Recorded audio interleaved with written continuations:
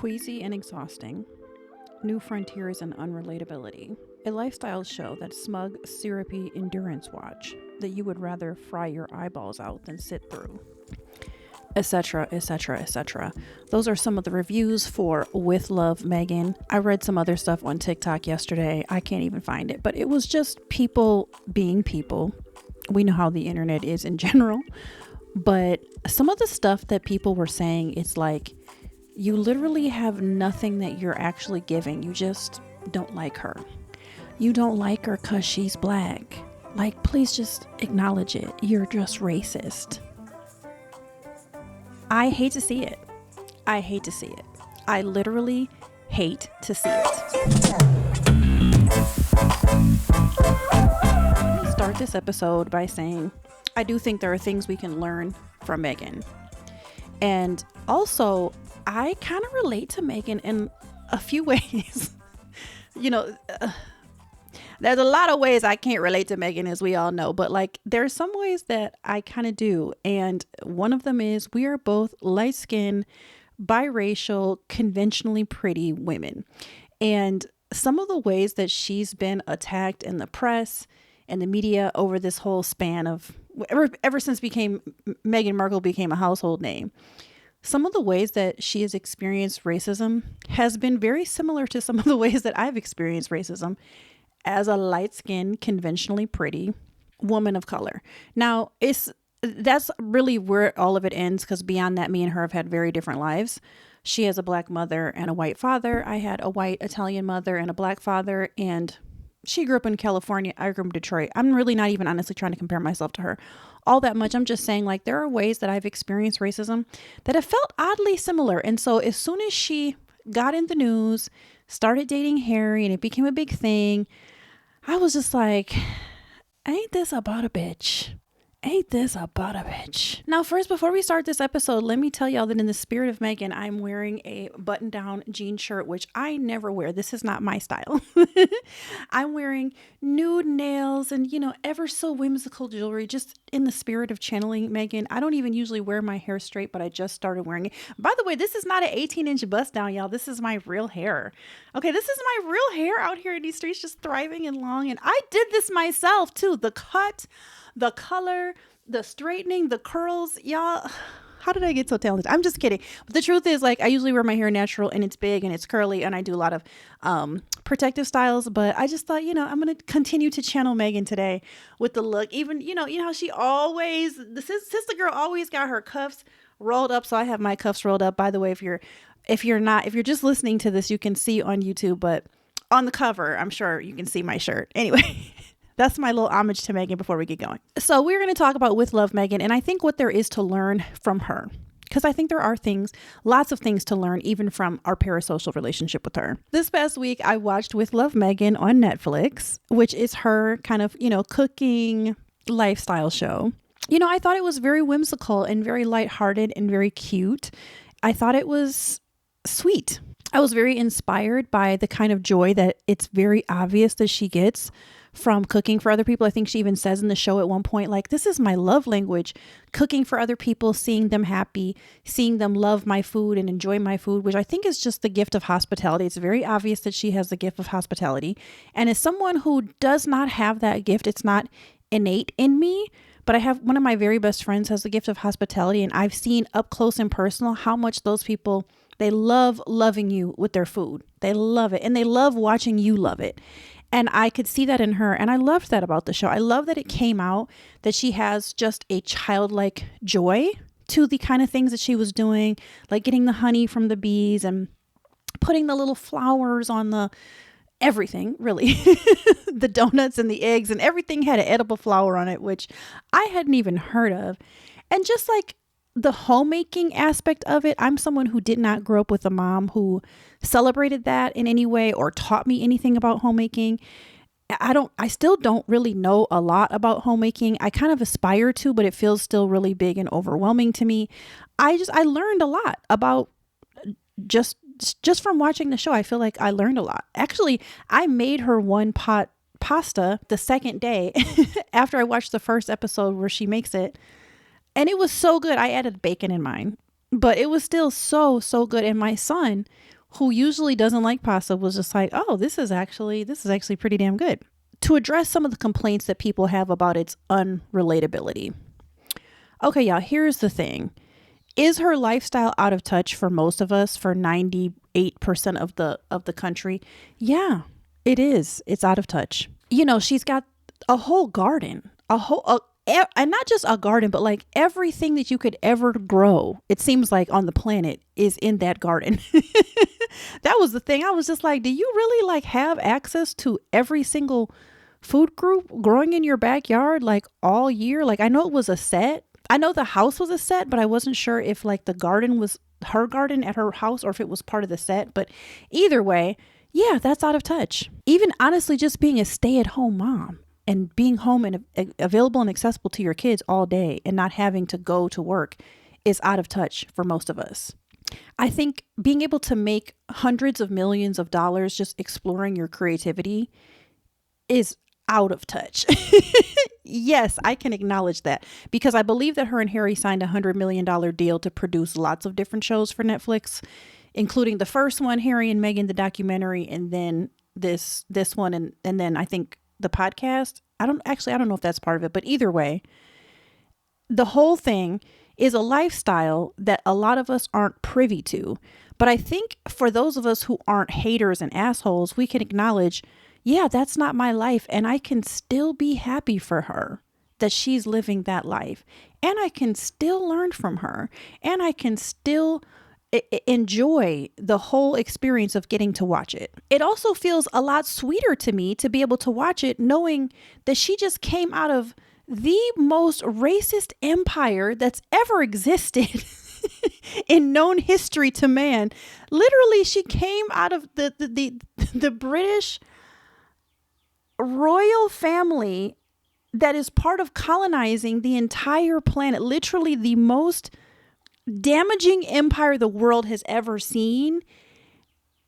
And y'all gonna tell me it's not cool for her to sit up and make some donuts and sprinkles and cinnamon rolls and enjoy herself after she just escaped the fuckery that is the British royal family? Like, I'm just happy that she's not in an environment where everything is so racist and so extreme. They felt like they had to flee back to America, leaving their royal duties and all that other stuff that's so ingrained that I don't really still fully understand as an American. But they left all of that because it was so bad. The racism was so acute. And we can see from the Harry and Meghan documentary, it was the most like severe kind of racism, the most kidnapping threats, the most death threats, the most anything that some of the people in the Royal Guard or whatever, the little law enforcement, whatever they got over there, said it was the worst they had ever seen. And that includes Princess Diana, who was literally like unalived by all of the madness surrounding the press. And she left that and is now making heart-shaped pancakes for her children. Like, I'm happy for her. Who would not be happy for someone to leave trauma and then find their way creatively and make money doing it? Hell yeah. I also feel like as a mom, I can just celebrate that she's a creative stay-at-home mom living her best life with her kids, even if it just stopped there. And also that that's possible in 2025 when everything else is going to hell in a handbasket. Like, I'm happy that there are people out there who get to have an existence, particularly a Black woman, that many other Black women have not been privy to before. And I know that the reason why a lot of white women in particular, who are the biggest haters on the internet, y'all.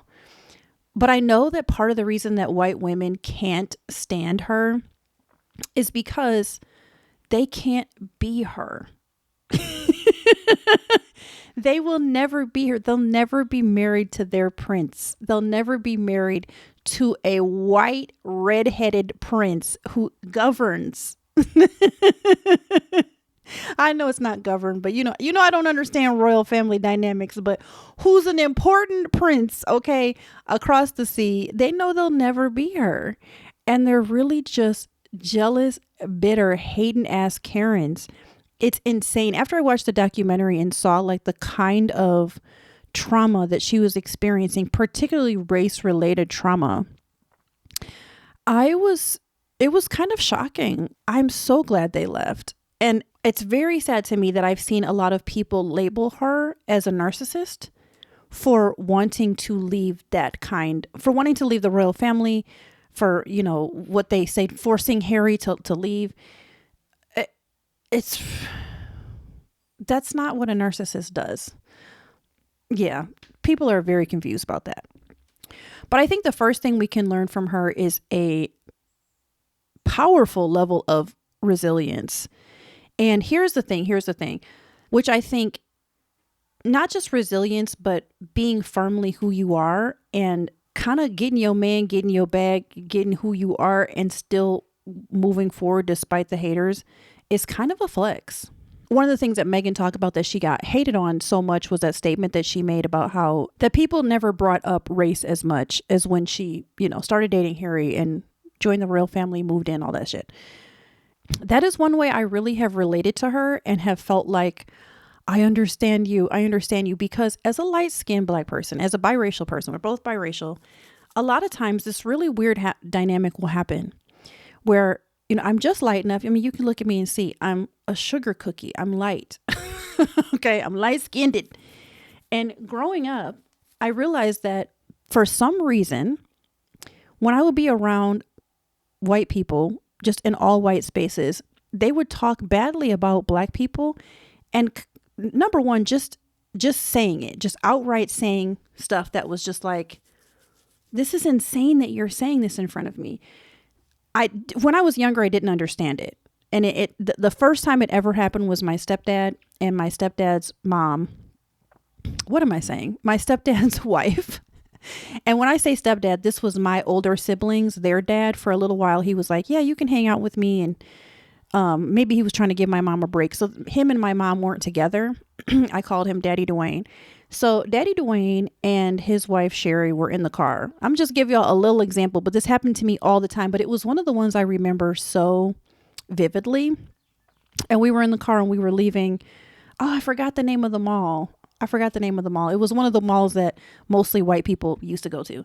And Sherry said something like, yeah, it's such a shame that all these Black people are coming to the mall here now. And Daddy Dwayne said something like, yeah, they used to never come here. And now they're here all the time. And Sherry was just like, ugh, what a shame. Now I'm in the backseat of the car listening to them. It's not like they were trying to hide the conversation. It's not like it was a big car and it was only the three of us and the music wasn't on that I remember. And I just remember being like, what the fuck, bro? What the fuck? And I was pretty young. I don't remember how old I was at all, but it had to be in the like 7, 8, 9 range.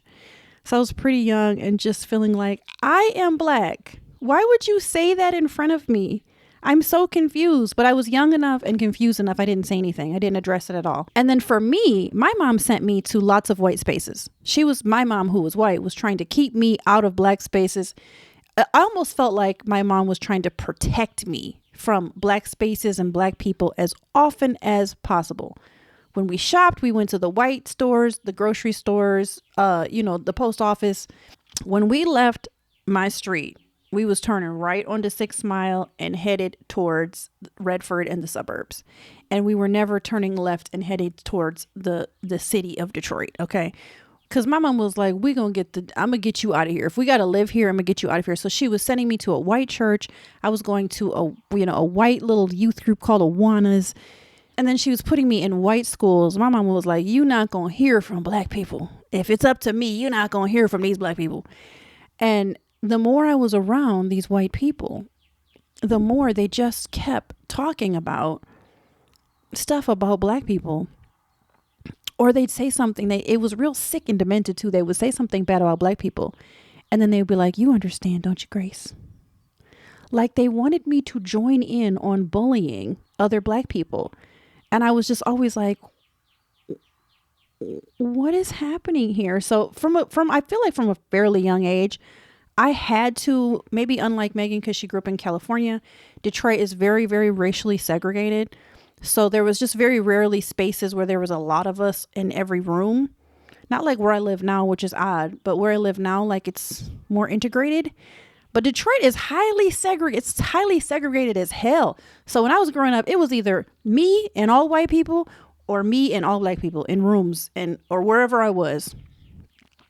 And so I had to decide pretty young, and I decided pretty young, like, these white people are crazy. Like, y'all are horrible.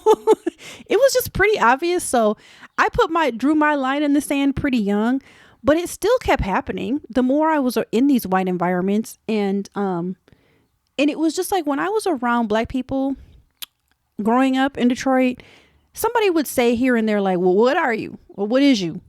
You know? And I would be like, I'm mixed.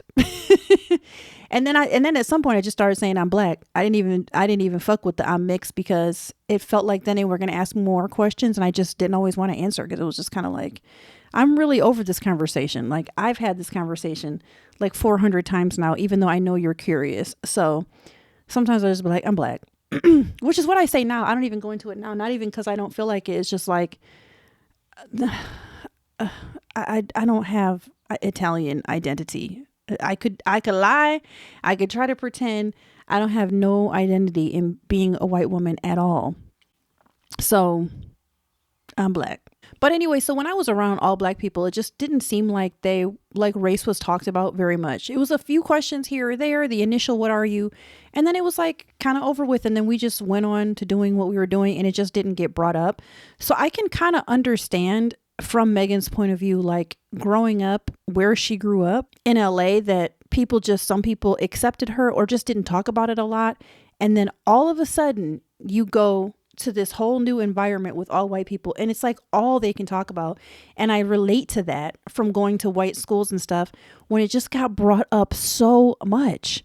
It just got brought up so much. Every little thing, like, oh, let me touch your hair. It starts to feel like you're a circus act. It's a really bizarre feeling. And I felt it on a level that is, 2% of what she felt being thrown into the national, like global spotlight. So I wasn't too mad at her, even though her identity is not as black as mine. But we've all had mixed kids. Yeah, if it's one thing I've learned about mixed kids all over America, we all have really wildly different experiences. I don't feel like any of us mixed kids have enough of a joint experience to be able to say like, oh yeah, that's what it is. Yep, that's what it's like to be grew up mixed in America. It's all really, really different. As an aside, this one time when I was working with college students, I led a seminar for mixed race kids who had black and something else at a big conference. And there was like 40 students from all over the country who came to the seminar. All of them at least had black and then everything else. So everybody looked really wildly different. And it was beautiful. It was so beautiful. We ended up having like a 4-hour discussion of what their experience was being raised mixed in America. And it was very eye-opening for me, because all of us were very different. But there was this one woman in particular who was very beautiful, very dark-skinned woman. And she was crying, and she looked at me and she was like, I feel like you're blacker than me. Like, she was like, I never grew up in black spaces. I never lived in a black neighborhood. She was like, I just don't feel black at all. I was just looking at her like, well, I don't feel white at all. Even though I'm like light skin, could probably pass. I don't know. I could try to pass. I've never have, but I could probably pass. And our experiences were so wildly different. And then when I read Barack Obama's book, Dreams from My Father, whatever it's called, that was the best memoir. Okay, I'm on a tangent, but y'all get my point. Like, our experiences are so wildly different. And I just think, as a biracial woman who has been judged in the past for how I view my blackness, just the regular schmegular shit that black people get. Like, we just tend to get complaints from everybody about everything. And I feel like the complaints that she was getting I was like, oh, it's because she's light skinned and people want to quantify and qualify her experience. And you really can't because everybody's just really different. And even me and her, like, I think if we were to sit down and have a conversation, which Megan, I would love if you're open to, I think if me and her had an unmiked, unfilmed conversation about what it's like to be mixed in America as light skinned, conventionally pretty women, I really think our experience would be so vastly different. Not talking about when she was famous, before she was famous, before any of that. I think our experience would be really, really different. And it's just so easy for people to say like, oh, so because she said this, it means this. And it's like, no, she just said what she said. Like all of a sudden she's marrying this white dude who's a literal freaking prince. His mom was maybe one of the most popular women who's ever lived, with the most recognizable face who's ever lived. And all of a sudden she's on a global platform and she's a light-skinned, pretty black girl. Like, of course people are going to drag her about everything she says that has to do with race. I mean, some of the stuff that I say about race and race over the years, the only reason I haven't got dragged is just because I'm not on any sort of big scale. Period. I think if more people were listening, I would get dragged somehow about something I've said. And also, y'all, it's damned if you do, damned if you don't. If she talked about race more or her experience being black in America, I think a lot of black people would come for her. Like, really? About her talking about it too much. White people will come for her. Oh my God, she's playing the race card. I think she's damned if she do, damned if she don't, no matter what about this whole race issue. But either way, I do feel like what I heard in the documentary is that was hella traumatic. That was hella traumatic. And I really think if they had stayed, like, while other people think that was very narcissistic of her to drag Harry out of whatever. Harry has said in interviews in the past, by the way, that he never liked being in England, that he wanted to leave. Harry was ready to get the hell out. Harry knows they killed his mama and he was ready to go. And then he's got to watch his wife being treated appallingly and y'all expected them to stay. And then the royal family never said, hey, I'm sorry you're enduring this kind of abuse. The kids are comparing your children to monkeys. And y'all expected them to stay. It's just kind of wild to me. But anyway, let's just say they had stayed. I really think it would have unalived her. I really think the experience would have unalived her, or someone else would have unalived her. So yeah, the fact that they got the hell out of Dodge and created a new life for themselves. And what I saw in With Love, Meghan was her getting back to who she was before she met him. Because don't forget, y'all, before she met him, she had the TIG and her whole lifestyle blog, and she was into cooking and entertaining and fresh flowers and blah, blah, blah, blah, blah. She was into all of that before she met him. So this is not out of left field, but some people who are uneducated seem to think it is. So I'm really glad that they decided to forge a new path for themselves. And I'm really glad that she is living in her lane, living her best life. I also think it's really important for us to see Black women just standing strong and just standing who they are unapologetically. If this is what she loves to do, then let her cook. Let her cook. Figuratively and literally. Another thing Meg was doing before she met Harry was philanthropic work. And they talked about that in the documentary, how that's one of the things they bonded over. Because, you know, Princess Diana was all into philanthropic shit too. She was already like loudly advocating for gender equality and societal issues, just justice issues in general. And she had to shut all that down when they got engaged and then got married because she wasn't allowed to. She had to shut down her lifestyle blog and her Instagram, and all of her philanthropic work had to become quieter so it didn't look like she was liking the publicity.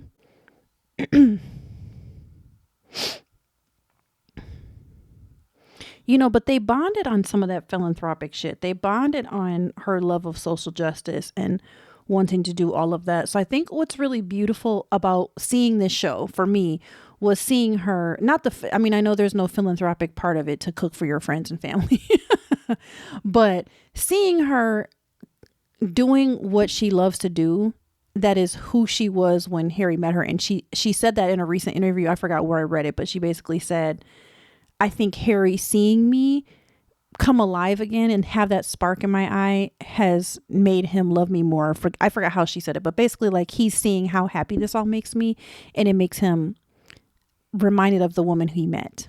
And also, don't forget, her and Harry started the Archwell Foundation, which basically like helps deal with the problem of online harassment, which shock, is what she experienced. And to give voice to people who feel very overlooked and very silenced, which I think is a really beautiful thing. Like it or not, this woman said, "I'ma do it my way." She said, "I'ma do it my way." And I don't care what y'all bitches think. I love that she defied all the traditional roles that the British royal family was trying to hammer down into her. I love that Meghan was like, fuck them roles. Fuck y'all rules and roles and all of that. Fuck all of y'all. And I love that she has basically essentially redefined what it means to be royal. Like, yeah, I'm the Duchess of Sussex, bitch. And I also got a cooking show and a podcast. And I'm out here in Montecito, California, having a full ass garden, living my best life. Now what y'all got to say? Oh, and by the way, the show just got renewed for season 2. And I love this. I love it so much. I love it for all the haters. I love it. There was also something in the show she said at some point. I forgot who she was talking to, but one of the last interviews. I think it was when she was talking with the woman who started Tatcha, which I also thought was very cool. But she said something like, "Can you imagine where we're going to be in 10 years?" And she was like, "Oh, 10 years, whatever it is, wherever it is. I have no idea, but it's going to be amazing." And I really took from that was more of her as an entrepreneur, not so much as a royal.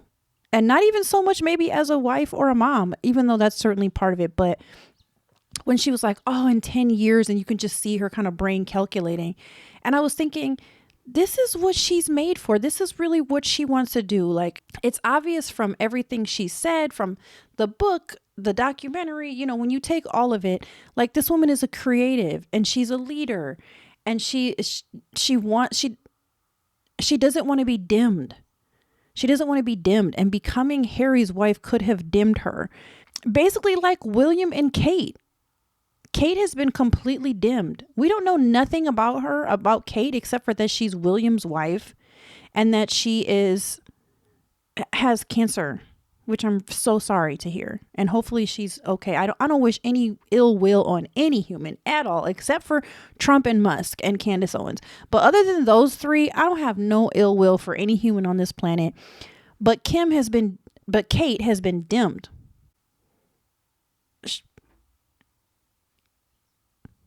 Who is she? What are her interests? We don't know. So what I love seeing about all of this, what I loved about With Love Meghan, was seeing a woman who's saying, this is who I am and I'm going to do what the fuck I want to do. And I don't care. I don't care that y'all have racist shit to say. I don't care that you think I'm boring or cringy. Maybe Meghan is a nerd. Maybe when she had when she had the sweater over her shoulders, I was like, baby, what is you doing? Like, I love her style. I love her style, except for the sweater over her shoulders. Now, if you want to talk about unrelatable, that was unrelatable. Like, who the hell is wearing their sweater over their shoulders like that anymore? Come on, Meghan.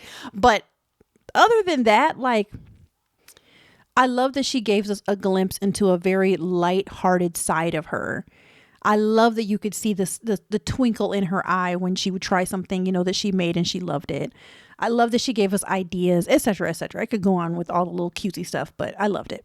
I love that With Love Meghan is also creating a an inroad in some way, a new path for Black women in general. I think anytime that a Black woman is paving the way with something like this, kind of like Tabitha Brown did, like Tabitha Brown and all of the ways that she has paved the way for other Black women in her entrepreneurial pursuits.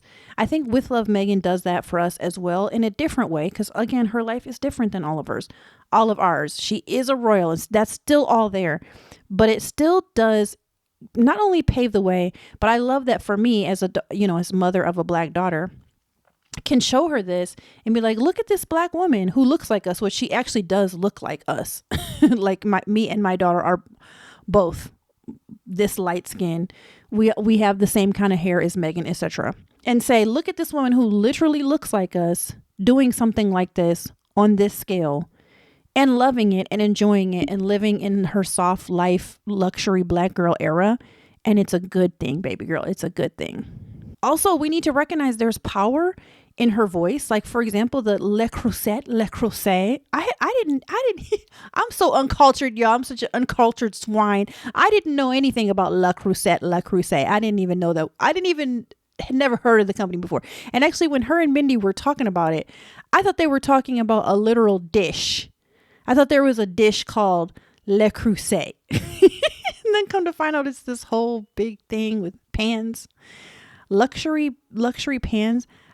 Before yesterday, I didn't even know there was a thing as luxury pans. I just thought pans was pans, y'all. I didn't know. But anyway, they sold out on their website. That's the power of being an influencer. We have been influenced. Okay, they sold out. And also I saw yesterday, I didn't write it down, but one of the designers that she wore and talked about just had like a gazillion orders come in because of the show, because of the power of Meghan's influence. Another reason I'm just really excited about a show like that is to continue to show, especially racist old white women, like, y'all, we do not give a fuck about y'all hatefulness, y'all little petty ass silly shit that y'all always go on and on about. We don't care. We understand that y'all are broken people and that you've been broken by adhering to a system that keeps black women underneath you for the sake of your own power and ego, that you have willingly participated in keeping black women beneath you. For all of your life, you have sided with white male patriarchy. And so now you have to be a keyboard warrior and go off on Meghan Markle, Meghan, Duchess of Sussex, because of your own little frail ass insecurities. And we don't give a fuck. Keep typing. Keep freaking out. Because we know you're just literally insignificant, jealous losers.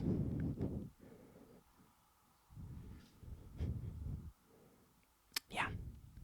It's kind of sad to see. We feel sorry for you.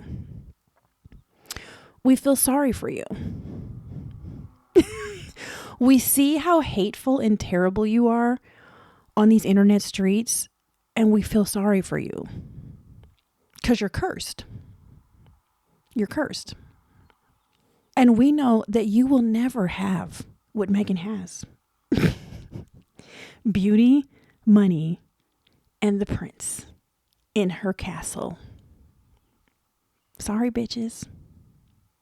Sorry. I know when I look at just the random hate that she gets, which is in some ways kind of like I said before, like how I can relate being a light-skinned black person. You get a different kind of hate than darker-skinned black people get, which I've talked with a lot of my friends who are darker than me, and we have talked about the different kinds of racism there is. Like, if it's one thing white people gonna do, they're gonna be creative. And they bring different kinds of racism for different kind of environments and different kind of black people. Mostly because, you know, they know how to use colorism and use it against us. But because of colorism, you have different experiences with white people. And one thing that I can see that's so obvious to me is how white people, as a light-skinned black person, how they will try to get away with a subtle kind of racism. They will try to get away with it, but you can see that it's obvious misogynoir. Misogynoir is the hatred, not just of women, but black women. It's a double whammy that black women have. We aren't just victims of misogyny. We're victims of misogyny plus racial hatred that knocks us lower down the totem pole. It's not just someone driving by and yelling out bitch. It's the double pain of somebody driving by and yelling out bitch. It's a deeper pain. It's the knife being drug in and drug in and drug in and drug in.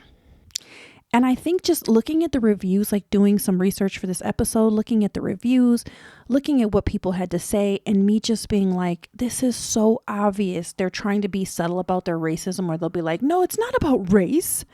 The show's unrelatable. The world is falling apart. Oh my God. And she's talking about La Crusade. And it's like, no, bitch, I get it. I'm sorry.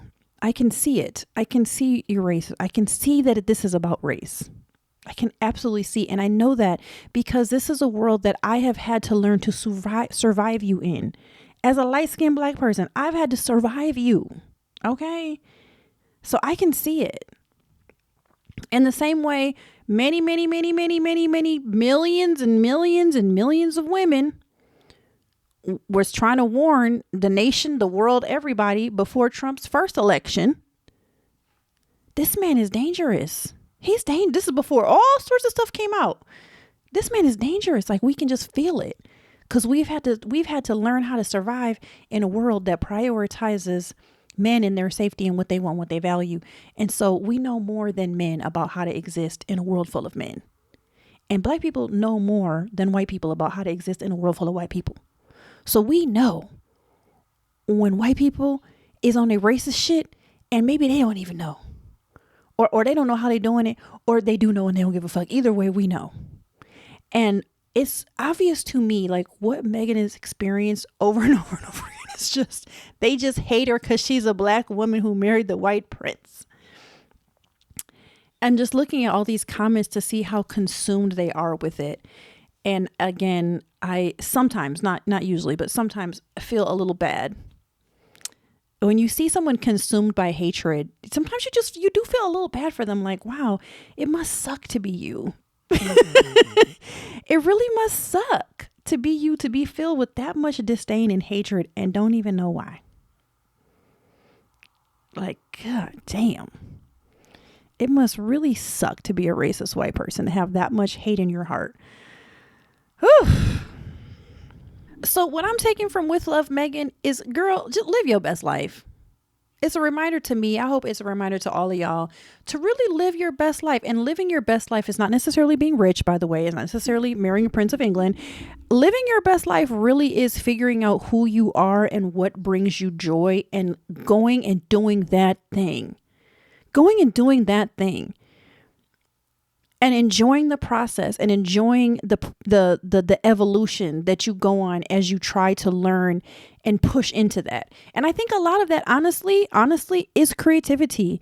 I think if you can look at a lot of rich people, what they do when they get time to just live their best life because they have money, they have parents supporting them, whatever.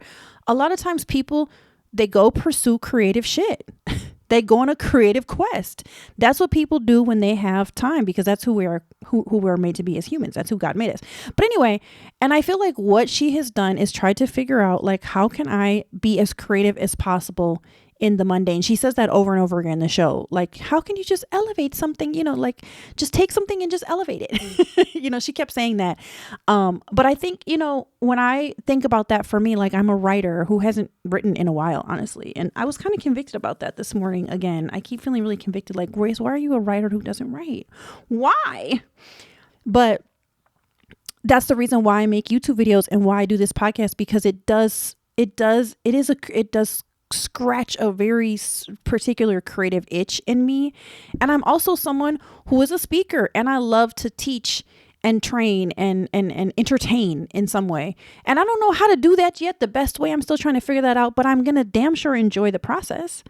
I'm damn sure going to just be who I am, no matter what people say, no matter what the haters say about me. Fuck them haters. Like, I'm going to do me. So yeah, I just hope this encourages you to do you. I hope this really, really encourages you. What we can learn from Meghan is that there's so much resilience and strength in the Black community. Like, Black women we are just such a beautiful, I hate in some ways to say the word resilient, and even more to say the word strong, because I really want to let the strong Black woman trope die. But we are, though. We are really strong. And I don't want us to I don't want us to feel like we have to be strong. But at the same time, it's factual that we are. And really amazing. And the fact that Meghan went through the kind of torrential mental torture that she went through with the British press and just the whole thing with very little protection, which if you haven't watched the documentary Harry and Meghan and you want to know what I'm talking about specifically, you should watch it. It's still up on Netflix and it was really good. It was really entertaining. The fact that she has, again, I've said this so many times, when a person has gone through a lot of evil and they do not let that evil consume them, but rather they become a more healthy, more evolved person who continues to contribute to society in a beautiful way, that is a testimony. It's a testament to the beauty and resilience of Black women and just in general. And that is something that I try to live by. I do not wish to be consumed in any way with the evil that was done to me. And so I'm always going to lean into how can I give back to the world in a way that makes sense to me. So anyway, y'all, let me quit yapping. Thank you for watching today's episode. I appreciate you being here. You could be anywhere, but you're with me, so I appreciate it. If you haven't yet, please leave me a review on Apple Podcasts. I'm trying to grow this podcast. Again, this is my creative pursuit. I don't have $100 million deal from Netflix. I don't have no deal from nobody. So please support my podcast by leaving me a review on Apple, following and subscribing on YouTube. I'm also setting up a Substack right now, so I'll have some secret content for just podcast followers that you can join in. It's going to only be $5 a month. It's going to be the Surviving and Thriving newsletter because I don't want to just survive. I want to also thrive, and it's going to cover some areas which I will get into more next week. But thank you so much for being here, and I appreciate you so much. Don't forget, you are a loved ass woman, you're a bomb ass woman, you're a resilient ass woman, and you are capable of creating the life that you deserve. Absolutely. That's what we gonna do despite all of the hell that is brewing around us right now. We can still focus on the little things in life that make us happy, like Meghan said. So like Meghan would do, I'm gonna take some little fake edible flowers and sprinkle it on this episode. Bye, y'all.